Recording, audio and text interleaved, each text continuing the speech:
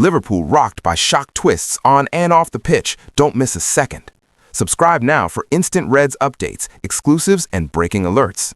News headline: World-class coach announces he is joining Liverpool. News in details. A world-class coach with an incredible pedigree is now going to be working at Liverpool. The Reds have very high expectations.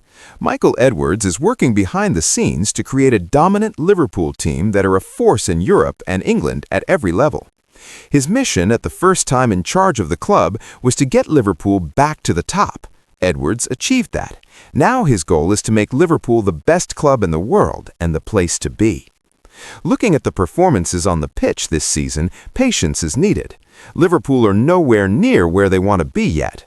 But at the same time, the foundations are being put in place for the Reds to succeed. This can be gauged from the impressive recruitment that is taking place at all levels at the club. But it's not just players. Behind the scenes, Liverpool are also recruiting some of the best minds and professionals within the sport as well. Another exciting arrival at Anfield that will have gone under the radar was announced earlier this month. Bafode Diakhaby announced on his LinkedIn page that he's joining Liverpool this year, effective from January. The name might not mean much to you. Diakhaby is a former Paris Saint-Germain Academy product who was actually in the same age group as David Nog, who went on to play for Liverpool. Diakhaby ended up having a different career path, with injuries forcing him to retire at the age of 26. He took up a position at PSG's academy, where he has helped to make the academy one of the best in the world. Diakhaby is a world-class youth coach who has worked with some of PSG's greatest talents over the last 5 years, including Warren Zaire-Emery, Seny Mayuli, Ibrahim Baye, Moussa Diaby, and Joan Gadou. It is thanks in part to his work at PSG's U15 and U16 team that these players were able to progress and eventually join the French Giants' first team. My main role is that of an educator. Every sporting activity is associated with an educational message. The pre-training program is based on 3 components: sports, academics, and education. Although there are people authorized to intervene within the club, sometimes I participate in extracurricular activities. Diakhaby described his role in an interview with Culture PSG. In my opinion, the role of an educator is quite similar in all clubs. There's the role of ambassador, which involves absorbing and transmitting the club's values to the players, and the role of the coach, who seeks to develop the players in all aspects. At Paris Saint-Germain, the difference lies in the level of expectation. We must strive for excellence everywhere, offer the players the best, demand the best from them, and do so constantly. The ambitions are high, to develop top-level players in a club that wants to be at the top. Therefore, we must provide the necessary resources. This requires a spirit of innovation, research, and a focus on the very highest level. Reading how he describes PSG's demands for excellence bodes really well for Liverpool. It's also interesting to note that Diakhaby integrated some interesting methods to get the most out of his players, including trying to create street football-level environments for his young players. Interests in football vary across generations. I find that there's much less presence in city pitches, in five-a-side games, in those places where unstructured play is crucial for player development. It's in those moments that players progress tremendously. It's up to us coaches to find the right ways to engage them as well. For several seasons now, in our youth development program, we've been trying to recreate this street football context that characterizes our players at times during training sessions. In those moments, some players surprise us, and that passion resurfaces, Diakhaby said. At Liverpool, his role is described as youth development player coach, which will involve working with some of the club's young players to help them reach their maximum potential. Liverpool could not have found a better man for the role. Diakhaby has proven across his career that he is world-class at what he does. PSG's track record while he worked at the club speaks for itself. This is a big coup for the Reds. News headline: Liverpool favorite in transfer limbo as last-minute bid turned down. Liverpool fans were taken by surprise during the January transfer window when it emerged that the Reds had entertained an offer from Tottenham for Andy Robertson. The 31-year-old joined the Premier League champions back in 2017 from Hull City on an £8 million deal, going on to establish himself as one of the best left-backs in the world. The Scotland captain has won all there is to win in the club game throughout his time at Liverpool, including the Champions League and 2 Premier League titles. But the sun began to set on his successful spell on Merseyside last season. New head coach Arne Slot opted to use Costa Tsimikas more frequently as a rotation option, and Robertson began to make some uncharacteristic errors. It led to left-back becoming a priority focus in the summer 2025 transfer window, with sporting director Richard Hughes sanctioning a £40 million deal for Milos Kerkez. Liverpool hang up the phone on Tottenham. With a contract expiring in summer 2026 and a sizable $160K per week salary, perhaps considering a sale in January made sense. Liverpool would receive £5 million or so for the Scot, who is known to be desperate for first-team football ahead of his nation's first FIFA World Cup since 1998. But the move was brought to a halt as the Reds could not conclude a deal with Roma, which would see Tsimikas return early from his loan deal in time.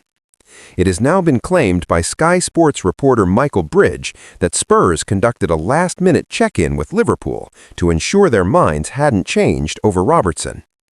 Our information was that a check call has gone in just to see if Liverpool's position has changed as to the availability of Andy Robertson, but that's a no, he said late on deadline day per Give Me Sport. Now Robertson is stuck in limbo. Robertson has totaled only 4 starts in the Premier League this season, very much behind Kerkez as backup, and is facing a frustrating second half of the campaign on the sidelines. He was keen to talk to Spurs over a deal to move to London, but now looks certain to leave the club on a free transfer in summer instead. Liverpool are highly unlikely to sign off a new contract, especially on his high wages, with Tsimikas returning and several young left-backs coming through the ranks. We could see Callum Scanlon or Owen Beck, for example, emerge as first-team options during pre-season.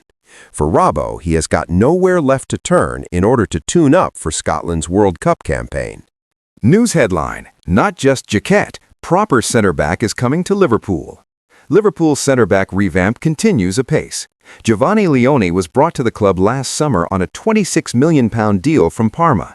It's unfortunate that the Italian is out injured currently with a torn ACL, but he will be back next season to lead the new era. The club confirmed on February 2nd, meanwhile, that Jeremy Jaquet will be joining from Rennes in summer.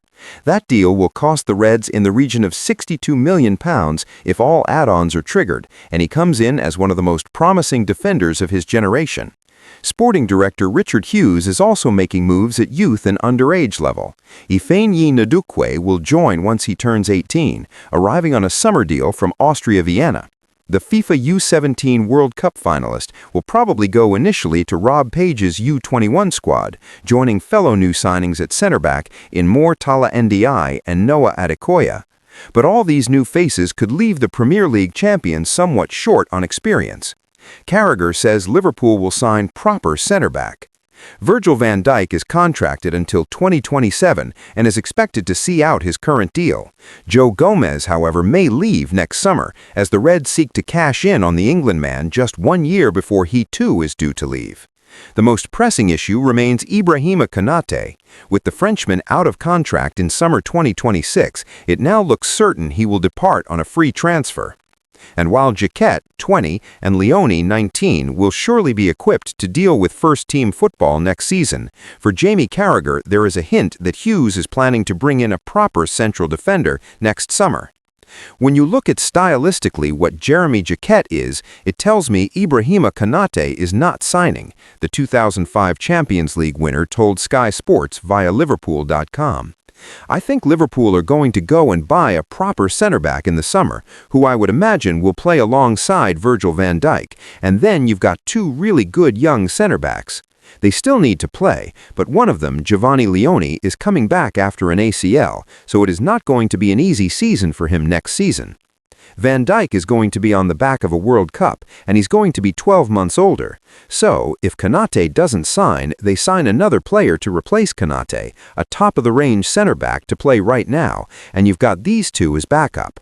I still think they'll get plenty of games. Carragher, Liverpool move on from Guehi, Konate leaving. Liverpool tried to sign Mark Guehi last summer, but ultimately lost out when Crystal Palace declined to do business. The 25-year-old ended up moving to City in January, frustrating for Liverpool fans, who saw their side desperately crying out for centre-back cover. But Carragher believes signals over Konate's departure led the club recruiters away from a player of Guehi's profile and towards Jaquet instead. The situation with Guehi changed for me, he disclosed. In the summer, Guehi was being brought in to provide competition for Konate, not necessarily take his place right away. It's got to the stage with Konate this season where if you're buying someone, it is to replace him now. Maybe he is not the same player, and maybe he is not the same player. I look at Guehi and I worry about his height. The makeup of the Liverpool team, Wirtz, McAllister, Kirkez, Frimpong, and then you bring in a center-back who is not the biggest, for me, Liverpool had to go and buy a giant. Jaquet definitely is that. The one they bring in during the summer, I hope, also has that. Schlotterbeck, Bastoni, Scalvini all linked. It remains to be seen what Liverpool do next summer with players such as Nico Schlotterbeck, Alessandro Bastoni, and Giorgio Scalvini reported to be on the shortlist. We could see Hughes and Slot offer a lot more first-team football to Jaquet and Leone than initially expected, but there is the possibility of a proper senior central defender coming to boost the squad. News headline: Liverpool's dream signing is doing amazing things right now. Liverpool's perfect signing is doing amazing things right now. The Reds should break the bank for him. The January transfer window is now closed and attention quickly turns towards the summer. Liverpool will surely bring in some new players then. They chose not to add anyone to their squad in the winter window, despite a defensive injury crisis that many thought necessitated an arrival. But Liverpool saw things differently. The right player wasn't available for the right money, and so nothing happened. They did manage to complete a signing for next season, though. Jeremy Jaquet will join Liverpool in the summer, agreeing a move from Rennes for around £60 million all in.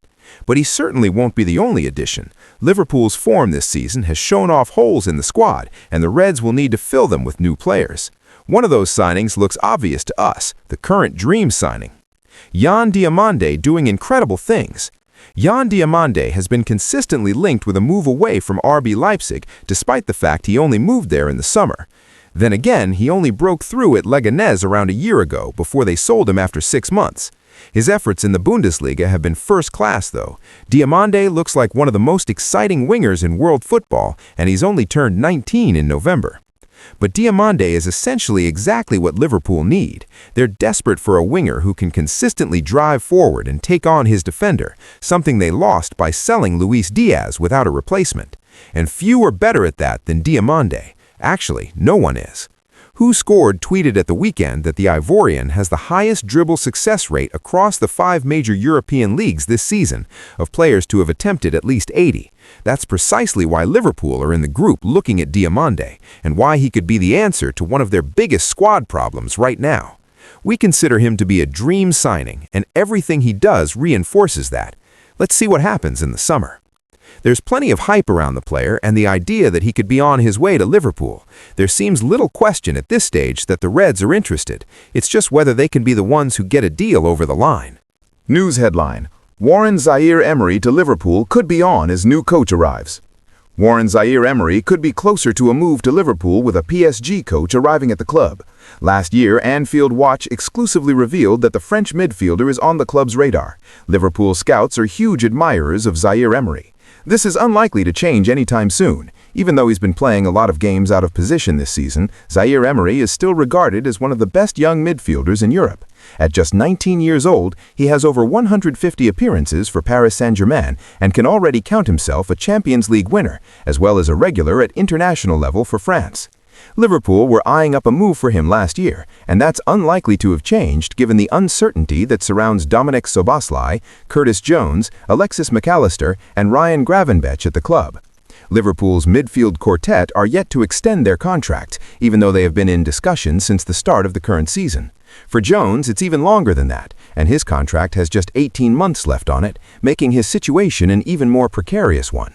It's also important to note McAllister and Szoboszlai are both highly valued by Real Madrid, and they are on the Spanish Giants' radar. So Liverpool may need to reinforce their midfield department in the coming years, and while it looks like Zaire-Emery may be difficult to poach from Paris Saint-Germain, especially since he is an academy product who has a contract with the club until 2029, you just can't rule it out. Zaire-Emery has a lot of competition to play in his preferred midfield role at PSG. He's also 19 years old. There may come a time in his career when he is seeking a new challenge.